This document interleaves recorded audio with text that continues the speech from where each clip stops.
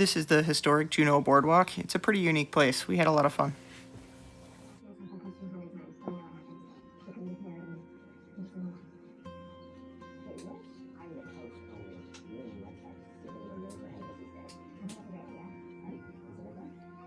Meet Patsy Ann. She was an English Bull Terrier. She was owned by a local dentist, but adopted by the whole town of Juneau.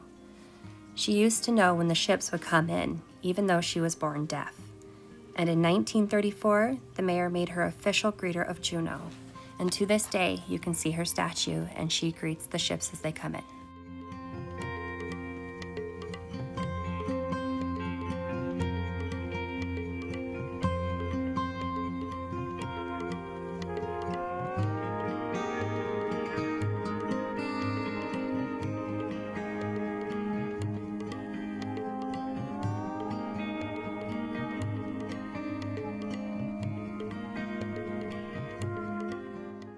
We really enjoyed the bronze whale statue. Here's a photo of it at night as well.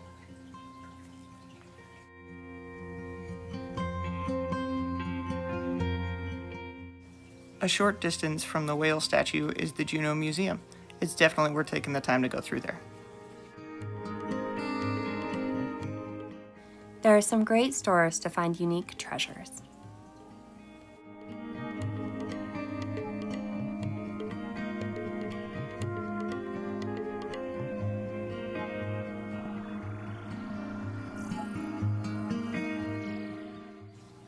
There are some great food options in the downtown area. Here's a few photos.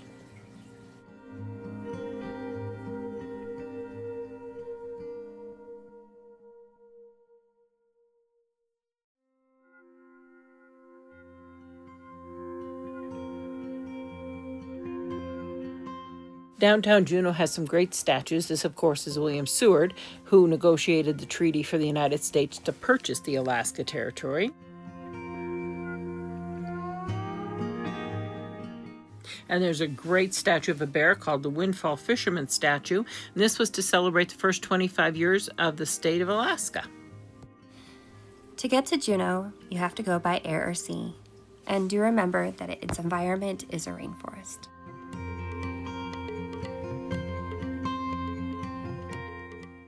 This is fireweed. It is called that because it is known to rapidly colonize areas after a fire or a disaster. It is also used to make candy, jams, and other special treats. Juneau has the Gold Belt Tram. It's a gondola that rises 1,800 feet, providing gorgeous panoramic views. When you get to the top, there's a bar and grill, a cute gift shop, and several hiking trails to choose from.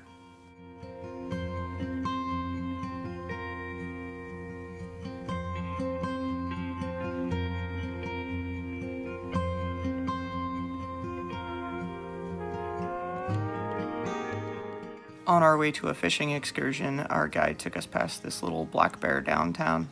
Apparently he's in normal sight down here.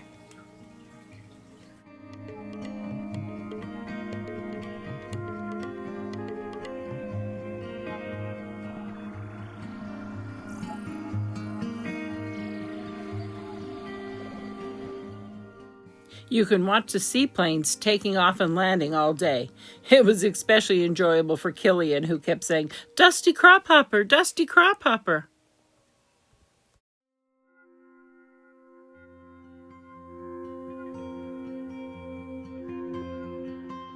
We had to check out the Red Dog Saloon. It's one of the oldest tourist attractions in Juneau. It opened during their mining heyday.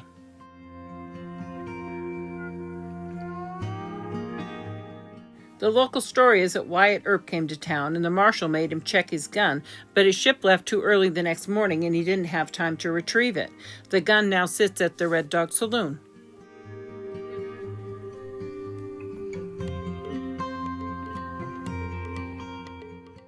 One way to entertain yourself in Juneau is to go around to different bars and have fart shots. They have the crab fart, the bear fart, the orca fart, and the eagle fart.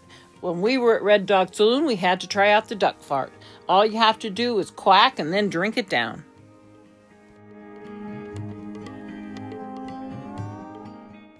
If you want to go on more adventures with us, just hit that like and subscribe.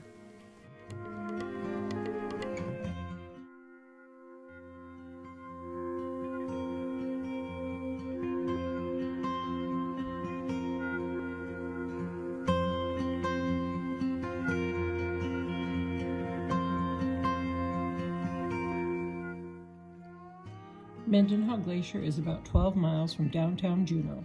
It's approximately 3,000 years old and considered North America's most accessible glacier. It's 13 miles long and extends from the Juneau ice fields to Mendenhall Lake. The Mendenhall Glacier Visitor Center is really cool. They have a gift shop, a really neat bookstore. They have an informative movie that plays every 20 minutes, telescopes, ranger talks. They're also part of the Junior Ranger program, which means when the kiddos get there, they get a booklet and then they fill it out while they're there looking through all this stuff. It has questions about local cultures, wildlife, and of course the glacier. When they're done with their booklet, they take it to a forest ranger and they get their badge from Mendenhall Glacier. Nugget Falls is a 1-mile trail from the Mendenhall Glacier Visitor Center. It is not paved, but it is maintained. The waterfall is 377 feet tall. Along with the beautiful views along the trail, you will notice a plaque for a black wolf named Romeo. He became a unique part of Juneau's community. From 2003 to 2009, he was known to make friends with people and their dogs. You can see in this photo this last little spot here where it gets washed out sometimes. You might get a little bit wet trying to get to the bottom of that waterfall.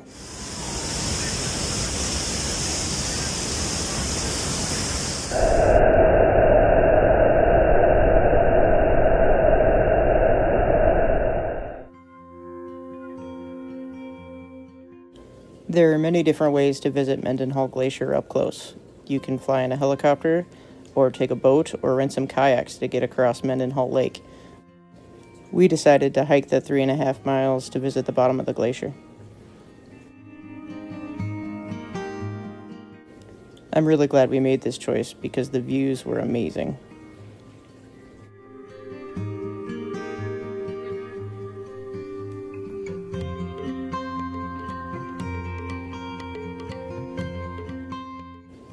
This trail starts out very well marked and very easy to follow, and then gets more difficult as you go along.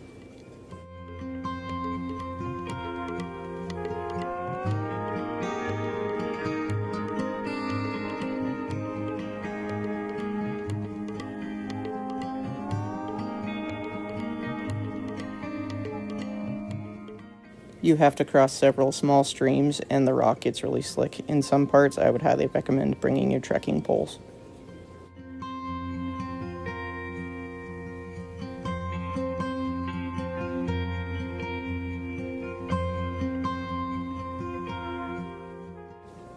There are some really steep, sharp corners, but luckily most of them have these guide wires that'll help you.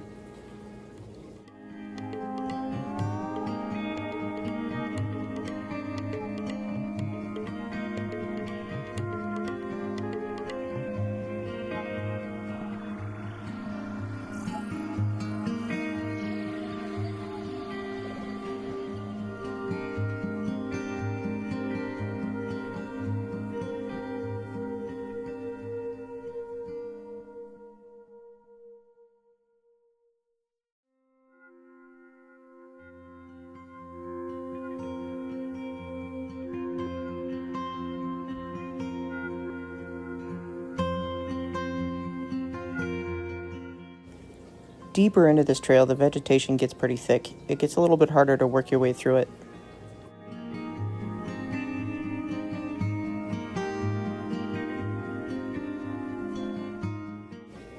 One of these little cliff areas does not have any guide wires, and it's definitely the hardest part of the hike. You can't really tell how steep it is from this picture, but it was pretty hard to navigate.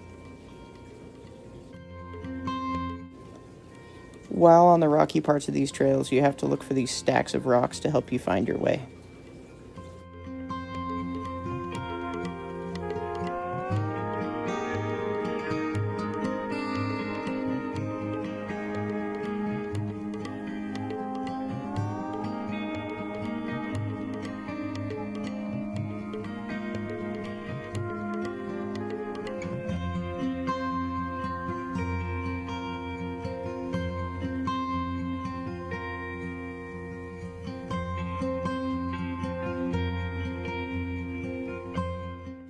This is one of those hikes where you just couldn't get enough of it. The scenery was ever changing and awesome, and it was a great bonding time.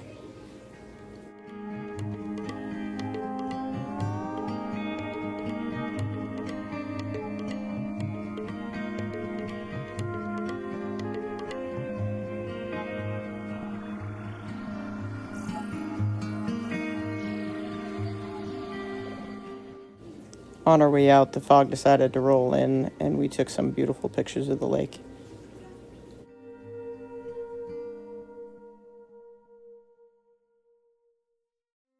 If you'd like to go on more adventures with us, hit that like and subscribe button.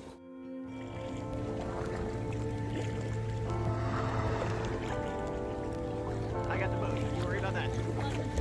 There's the tail! Oh, yeah!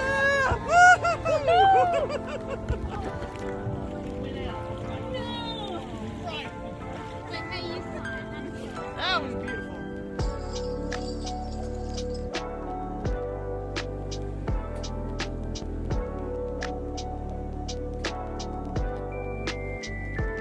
On our way out to kayak with the humpback whales. Here's the identification book. Each one has a unique white mark on their tail.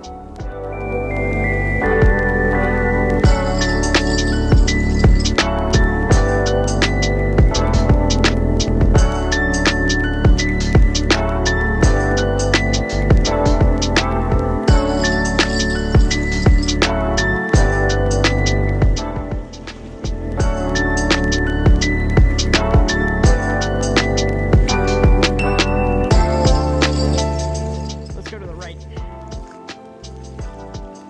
There we go to the left, straight out. These kayaks have a large paddle in the back. You control it by using your feet.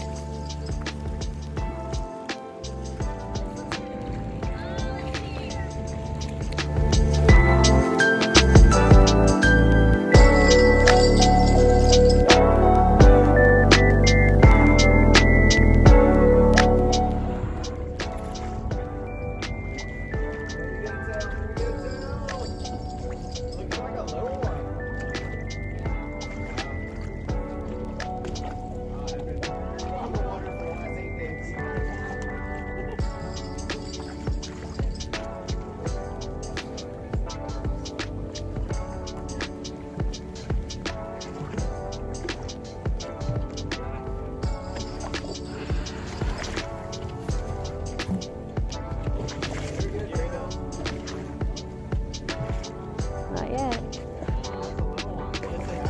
I wonder if he can flip his tail. So the crabs don't really usually show their tail unless food or exercise. But most of them are just don't understand the feeding game yet. They're still learning. They're still sucking the mother's milk.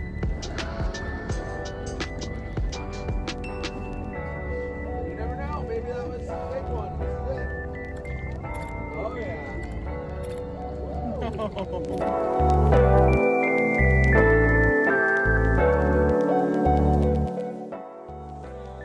The baby humpback whales do something called flipper slapping.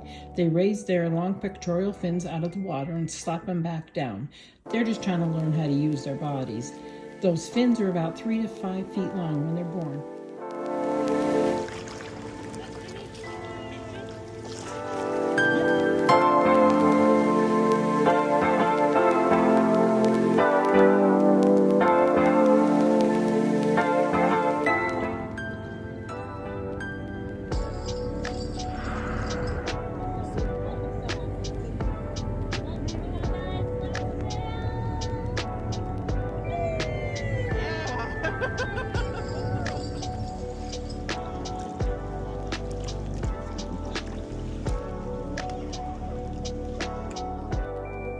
If you want to go on more adventures with us, hit that like and subscribe.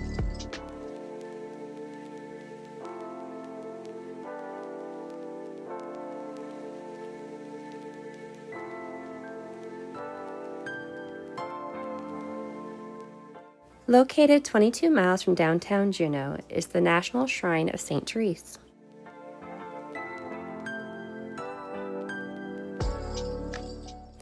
In 1932, the land was obtained, and it was built of round river rock in a Notre Dame tower.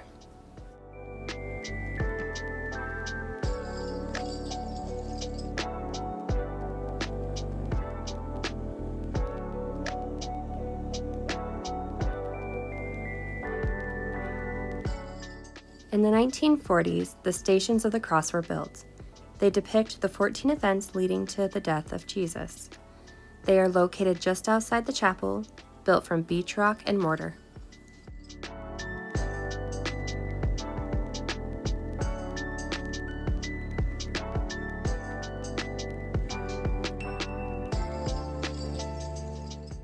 In 2001, upgrades to the property were made.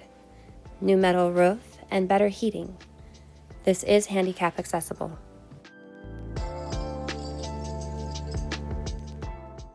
Here is what the area surrounding the shrine looks like.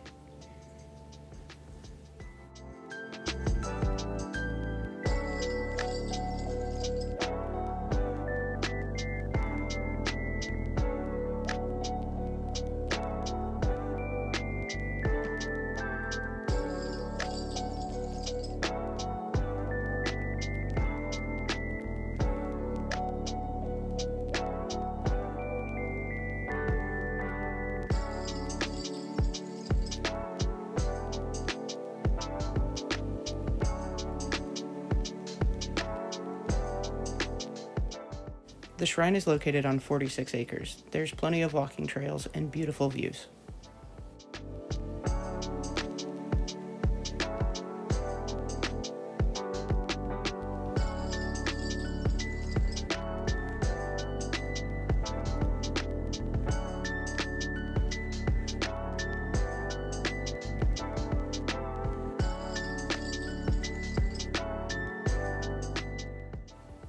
Here is a video of the salmon in the bay moving their way into the small creek.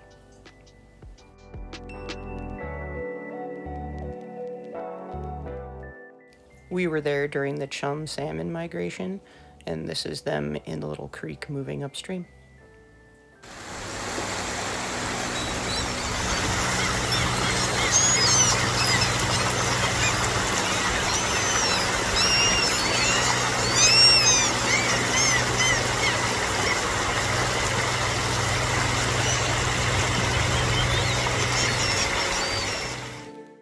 Earlier in the day, we were able to do some catch and release. Here are some examples of the female and the male. Look at the teeth on this guy. If you want to go on more adventures with us, hit that like and subscribe.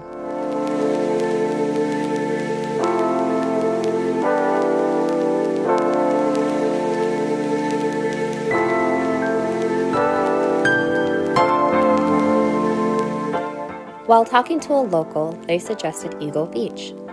And just like a tourist, we got lost on our way.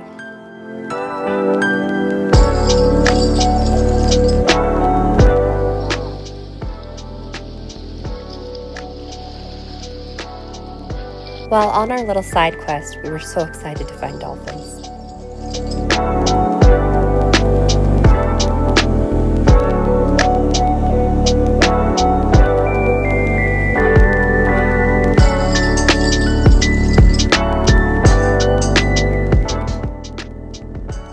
Eagle Beach is north of Juneau along the Glacier Highway. It offers great fishing and whale watching.